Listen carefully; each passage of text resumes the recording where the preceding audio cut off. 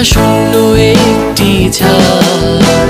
বুঝতে চাওনি কেন এই হৃদয়ের হাহাকার, বোঝাতে চাইনি আমি সেথা শূন্য একটি ঝাড়।